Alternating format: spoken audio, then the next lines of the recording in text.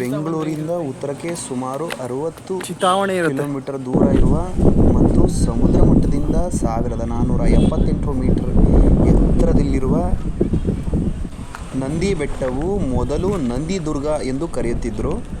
ಇದು ಟಿಪ್ಪು ಸುಲ್ತಾನನ ಬೇಸಿಗೆಯ ಏಕಾಂತವಾಗಿತ್ತು. ಅವನ ತಂದೆಯವರಾದಂತಹ ಹೈದರಾಲಿಯು ಸ್ಥಳೀಯ ಸಾಮಂತ ನಾಯಕರಿಂದ ನಿರ್ಮಿಸಲ್ಪಟ್ಟ ಅಸ್ತಿತ್ವದಲ್ಲಿರುವ 2 ಕೋಟೆಗಳಿವೆ.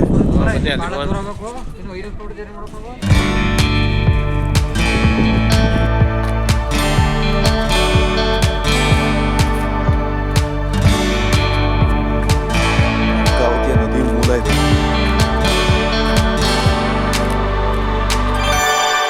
ಅಲ್ಲ, ಒಂಚೂರಾರ ಸೌಂಡ್ ಬರ್ಬೇಕು ತಾನೆ.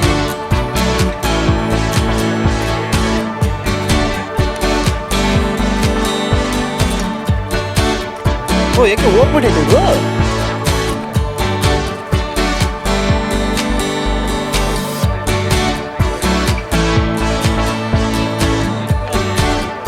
ಆಯ್ತು.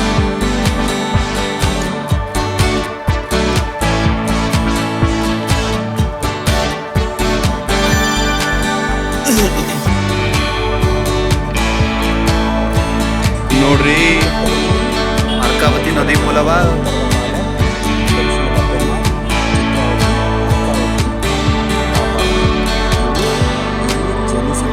ವೃಷಭಾವತಿಯ ಪರಿಸ್ಥಿತಿ, ಇಂದಿನ ಪರಿಸ್ಥಿತಿ ದಿನಾಂಕ ಎಷ್ಟು? 22/1/2025. ಪವನ್ ಇದೆಯಪ್ಪ ಈಗ.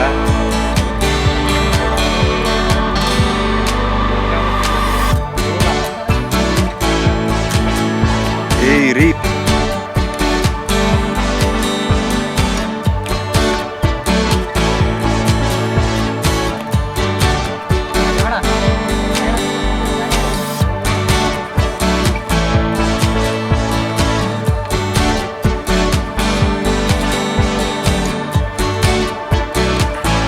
ನನ್ನ ಈ ಸರಿ ಮಾಡ್ತೀವ ಅಪ್ಡೇಟ್ ಇಲ್ವಾ ಯೂಟ್ಯೂಬ್ಗೆ? ವಾ, ಜಾಸ್ತಿ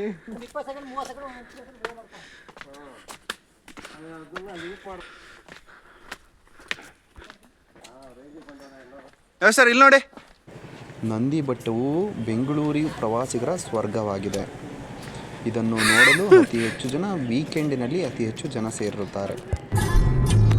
ತದನಂತರ ನಾವು ನಂದಿ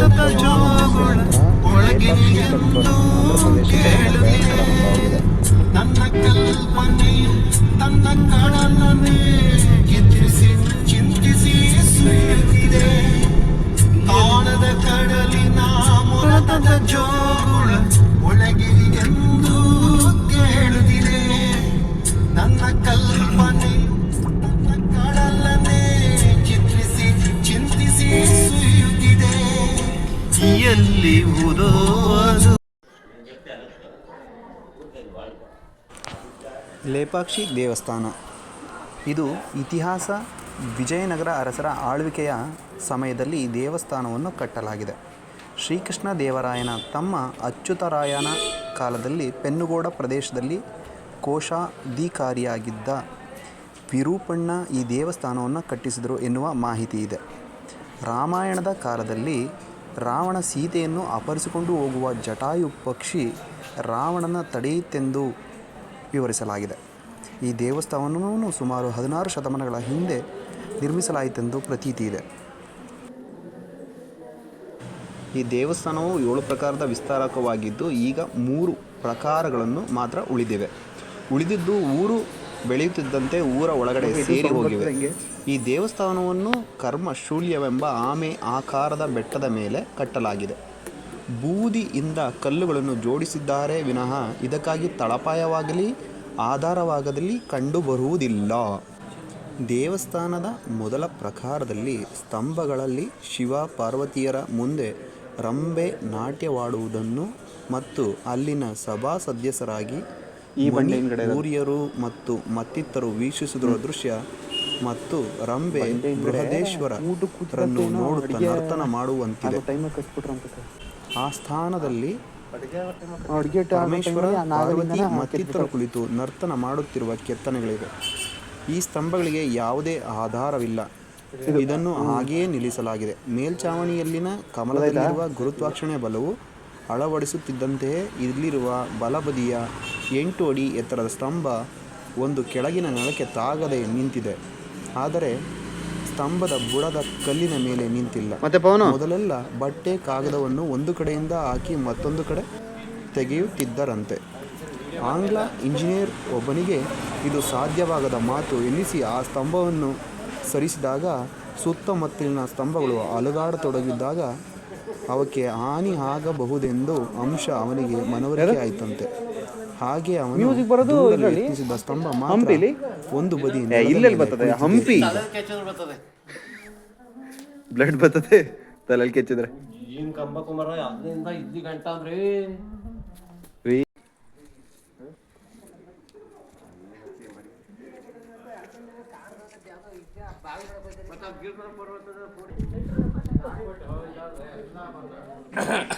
ಇದೊಂದು ದಕ್ಷಿಣ ಭಾರತದ ಪ್ರಮುಖ ದೇವಾಲಯವಾಗಿದ್ದು ನಮ್ಮ ದೇಶದಲ್ಲಿ ಸಾಕಷ್ಟು ದೇವಾಲಯಗಳನ್ನು ನಾವು ನೋಡಬಹುದು.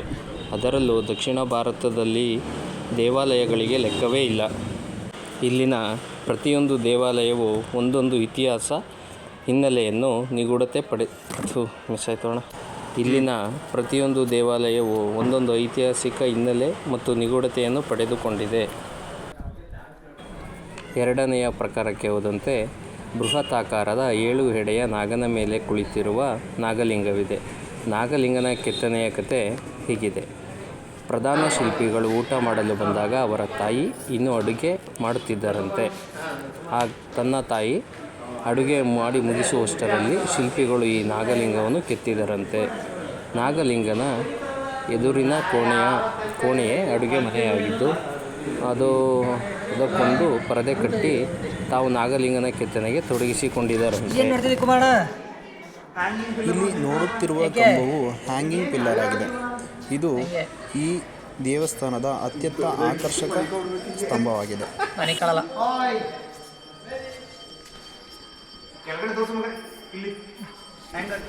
ನೇತ ನಾಡುವ ಕಂಬವು ಈ ದೇವಾಲಯದ ಮತ್ತೊಂದು ಆಕರ್ಷಣೀಯವಾಗಿದೆ.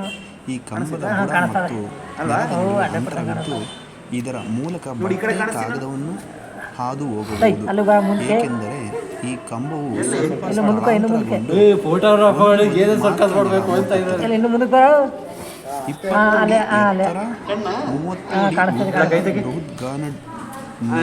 20 ಒಂದೇ ಬ್ಲಾಕ್ ಕಲ್ಲಿನಿಂದ ಕೆತ್ತಿರುವ ಹೂಮಾಲೆಯ ಮತ್ತು ಗಂಟೆ ಅಲಂಕರಿಸಲ್ಪಟ್ಟಿದೆ. ದೇವಾಲಯದಿಂದ ಸುಮಾರು 200 ಮೀಟರ್ ದೂರದಲ್ಲಿ ನಂದಿ ವಿಗ್ರಹವಿದೆ.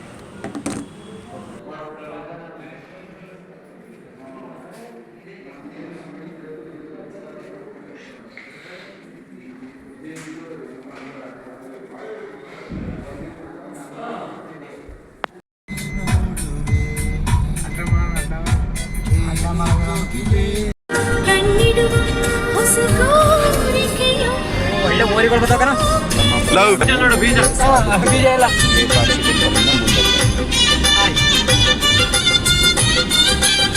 ಇಲ್ಲೇ ಬಿಟ್ರೆ ಫಾನ್ ಅವ್ರೆ ಇಲ್ಲೇ ದೇವಸ್ಥಾನ ಅಂತೆ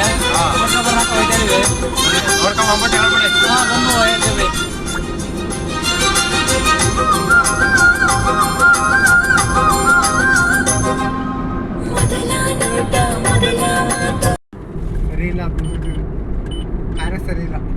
ಡ್ಯಾಮ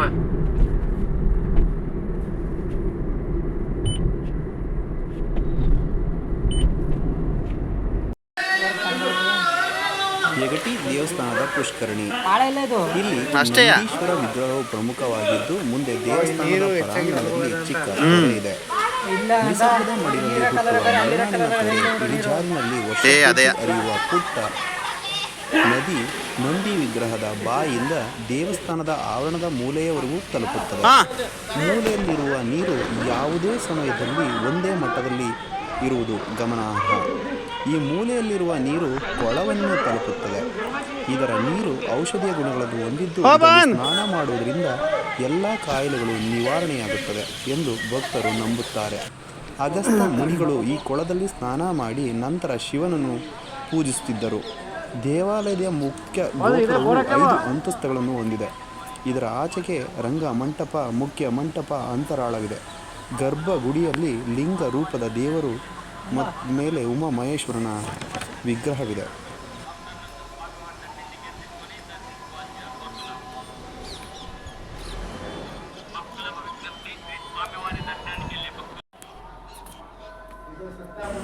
ಯಗಟಿ ದೇವಾಲಯವು ಉಮಾ ಮಹೇಶ್ವರ ದೇವಸ್ಥಾನದ ಪ್ರಸಿದ್ಧ ಶೈವ ಕ್ಷೇತ್ರವಾಗಿದೆ. ಭಾರತದ ಆಂಧ್ರ ಪ್ರದೇಶದ ಕರ್ನೂಲ್ ಜಿಲ್ಲೆಯ ಕಾಲಜ್ಞಾನಿ ಶ್ರೀ ಶ್ರೀ ಬ್ರಹ್ಮನವರು ವಾಸಿಸುತ್ತಿದ್ದ ಬಾಗನಪಲ್ಲಿ ಪಟ್ಟಣದ ಸಮೀಪವಿದೆ. ಈ ದೇವಸ್ಥಾನವು